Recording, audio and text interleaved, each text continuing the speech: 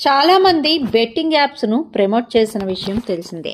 ఇందులో విజయ్ దేవరకొండ, రానా దగ్గుపాటి, ప్రకాష్ రాజ్ వంటి వాళ్ళు కూడా ఉన్నారు. వాళ్ళందరినీ విచారణ చేసిన సంగతి తెలిసిందే. అలాగే ప్రముఖ యాంకర్ శ్రీముఖి కూడా బెట్టింగ్ యాప్ ని ప్రమోట్ చేశారు. ఇప్పుడు తనని కూడా సిఐడి అధికారులు విచారించారు. దాదాపు గంటన్నర సమయం పాటు శ్రీముఖిని సిఐడి అధికారులు విచారించారు. శ్రీముఖి ప్రమోట్ చేసిన బెట్టింగ్ యాప్స్ కు సంబంధించిన వివరాలన్నింటినీ సిఐడి డిపార్ట్మెంట్ సేకరించారు. అలాగే శ్రీముఖి బ్యాంక్ స్టేట్మెంట్లు కూడా అడిగి తీసుకున్నారు. అయితే శ్రీముఖికి ఆ విచారణలో ఎటువంటి ప్రశ్నలు ఎదురయ్యాయి, తను ఏమి జవాబు ఇచ్చింది అనే అంశాలు ఇంకా బయటకు రాలేదు. అయితే వీటిపైన శ్రీముఖి స్పందిస్తుందేమో వేచి చూడాలి.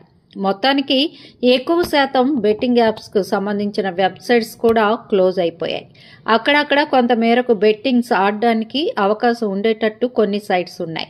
అవి కూడా కంప్లీట్ గా క్లోజ్ అయిపోతే చాలా మంది కుటుంబాలు బాగుపడతాయని చెప్పాలి. అసలు ఎలా ఉంటుందో అని ఎంట్రీ ఇచ్చి దాని నుంచి బయటపడలేక ప్రాణాలు తీసుకునే స్థాయికి వెళ్లిపోతున్నారు చాలా మంది యువత. వారందరినీ బెట్టింగ్ యాప్స్ జోలికి వెళ్లకుండా ప్రభుత్వం మంచి నిర్ణయం తీసుకుంది.